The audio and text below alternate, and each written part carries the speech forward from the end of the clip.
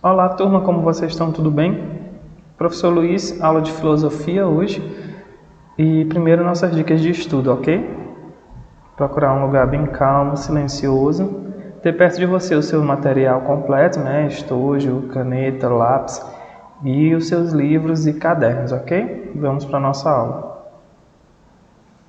Hoje a gente vai falar, gente, sobre antropologia filosófica, né? A constituição básica do ser humano.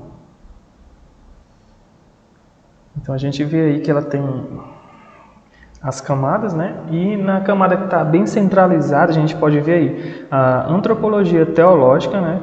E a grande pergunta, né? O que é o ser humano?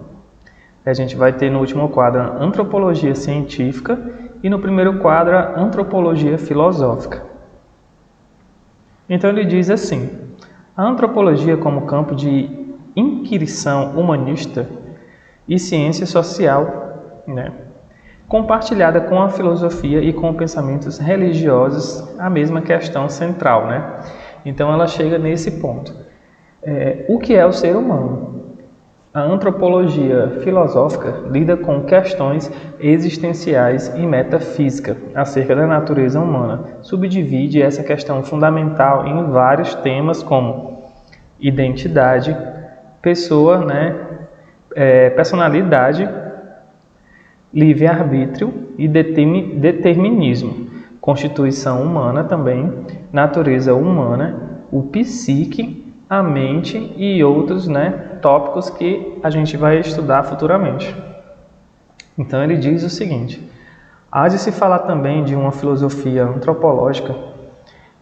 Não se trata de interseção da antropologia científica com a antropologia filosófica, mas um campo especializado da própria filosofia, iniciado, né, por filósofos alemães na esteira do neokantianismo, fenomenologia, né, do existencialismo e hermenêutica de Dilthey, né, o projeto filosófico de Max Scheler, de 1874 a 1961, Hermann Plessner, de 1892 e 1985, e Arnold Grayling, né, de 1904 a 1976. Procurou compreender o papel do homem no mundo e, para eles, a ênfase está na singularidade do homem. Como dito, a antropologia filosófica resulta das questões fundamentais de Kant, nas quais, né, preste atenção no eu. O que eu posso conhecer, né? Então, aqui eu coloquei algumas questões, né? E eu peço que vocês, por favor, peguem o caderno de vocês e escrevam no caderno de vocês as respostas para cada uma dessas questões, tá entendendo? Ela seria até vista como um tipo de projeto de vida para vocês também, né? Porque ela vai fazer vocês refletirem e questionarem algumas coisas do que vocês andam fazendo, né? Assim, como se aceitar como um indivíduo próprio, né? Ter um senso crítico e etc. Então as perguntas são: o que eu posso conhecer, né? O que eu devo fazer? O que eu posso esperar? E o que é ser humano?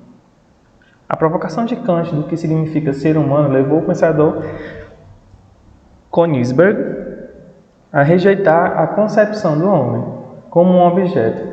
O ser humano é um sujeito e deveria ser compreendido subjetivamente. Com esse desafio metodológico, e sendo essa questão universal cultural, é um interesse compartilhado com outras disciplinas que sintetizam o pensamento religioso. São os casos da teologia cristã, né? Esse aqui é um ponto muito importante. Ou a doutrina budista. Por essa razão é válido termos como antropologia cristã, antropologia bíblica e antropologia religiosa, antropologia teológica e antropologia dharmica, dentre outros. Em suma, essa abordagem lida com os tópicos como imortalidade e a atitude diante de um mundo vindouro, a inerte bondade, maldade ou misto dos dois, o pecado original, né, o híbris, a expiação e a redenção, o livre-arbítrio e determinismo, a origem do sofrimento e o propósito do mal, o significado da vida ou o propósito da existência, e são esses os pontos. Aí, continuando, ele diz assim: a relação corpo e espírito, questão fundamental para a antropologia fisiológica, né? Filosófica, fisiológica não. Para ilustrar um objeto de inquirição de antropologia filosófica, veremos uma das questões centrais dessa disciplina: como é constituído o ser humano? Seríamos somente um amontoado de átomos com um arranjado raro em forma de vida? Onde reside a consciência humana? Por vezes, essa inquisição recebe em filosofia o termo de psicologia, mas seu objeto é propriamente antropológico. As posturas de antropologia filosóficas mais sistematizadas no mundo ocidental quanto à constituição básica do ser humano são as seguintes: o monismo imaterial ou idealismo há somente uma realidade espiritual e o ser humano integra ela, né? Proposta por George Berkeley. O monismo material ou fisicalismo, o ser humano é mais um animal, ainda que culturalmente complexo, com a emergência da consciência, né, com variável de processos biológicos, sem haver uma alma ou espírito imaterial. Proposta, né, acosta por Marx, o Nietzsche, né, o Darwin, o Sanderson e o Freud. Também a gente vai ter o dualismo corpo e mente. O ser humano possui um corpo material e uma alma racional, radicalmente separadas. A humanidade, em sua essência, reside na alma e a substância pensante, enquanto o corpo é sua substância extensa e substituível por recomposição, né? Aí vocês vão ter também o exemplo do Teseu, né? Vocês podem dar uma olhada no exemplo dele também, né? Que é o navio de Teseu, que é um exemplo filosófico muito conhecido. Está lá no meu Instagram, acho que está nos meus stories. Tem lá um navio, quando você vê uma foto do navio, aí você clica lá, vai ter uns slidezinhos, você vai passando e você vai conseguir ver o exemplo do navio de Teseu, né? Então, é proposta por Platão e Agostinho de Hipona, né? Descartes e Nicolas de Melembranche. Realismo ilomorfista, né? Há somente uma substância inseparável para o ser humano vivente, porém sob dois princípios antríssecos, né? A matéria primária potencial, enquanto a fórmula substancial sendo atual. Para a tradição aristotélico-tormística, no geral, esses são significados para termos corpo e alma, né? Então aí é o que bate mais com o que a gente pensa sobre a ideologia cristã, né? Que é as doutrinas que a gente segue das nossas igrejas. O aspecto imaterial do ser humano depende do material para adquirir um conhecimento e viver nesse mundo, proposta por Aristóteles, né? Duns Scotus, Yves Saint-Bron e Tomás de Aquino, né? Também a gente vai ter o trialismo ou tricotomia, distinção entre três fundamentos do ser humano, né? Corpo, alma e espírito. Enquanto o ser humano compartilha a matéria e a vida com os animais, a consciência seria um terceiro elemento único.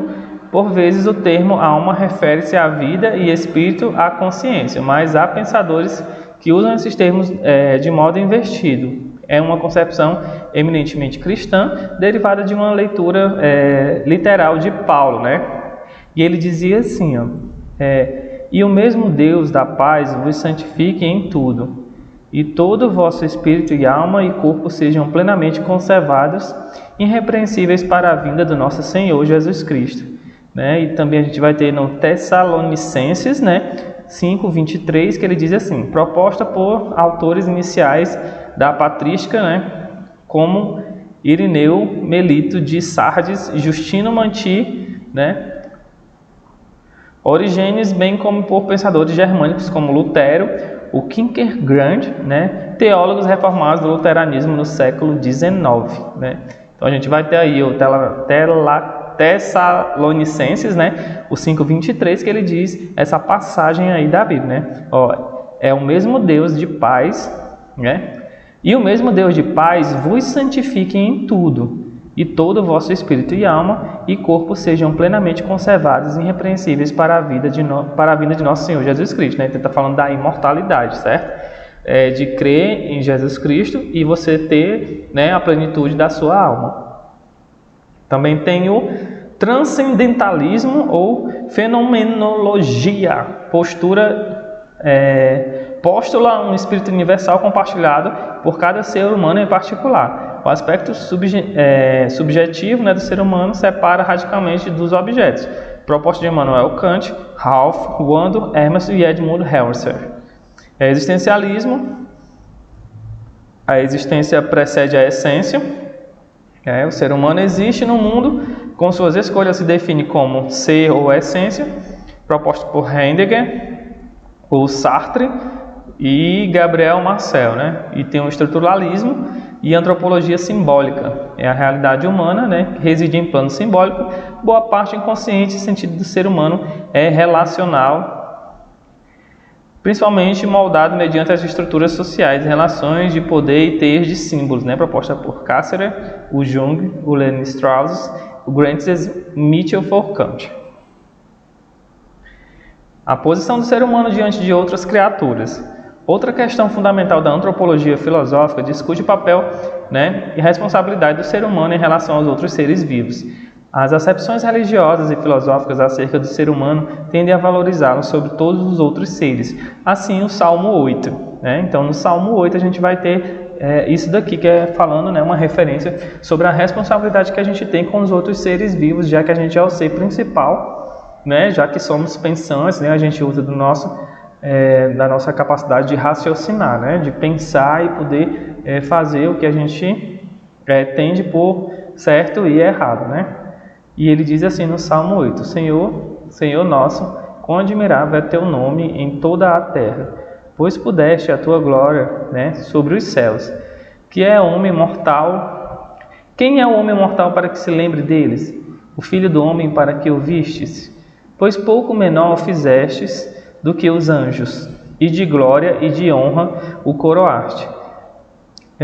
Fazeis com que ele tenha dominado sobre as obras das tuas mãos, tudo pudeste debaixo dos teus pés, todas as ovelhas e bois, assim como os animais do campo, as aves dos céus e os peixes do mar, e tudo o que possa pelas veredas dos mares. Né? Então aí ele fala nesse salmo sobre a importância da gente, além de a gente conseguir viver em harmonia, a gente também poder respeitar os outros seres, né? Já que foram todos concebidos pela mão de Deus, né? A mão de Jesus Cristo. E como exercício para você, gente, eu vou deixar pesquisar e escrever sobre o antropocentrismo, né, cristão. Escreve 20 linhazinhas, tá? E manda para mim fazer a correção. Lembrando que o conteúdo das nossas aulas vai estar disponível em escolapequenospassos.com.br. Eu vou ficando por aqui. Até a próxima aula. Um grande abraço.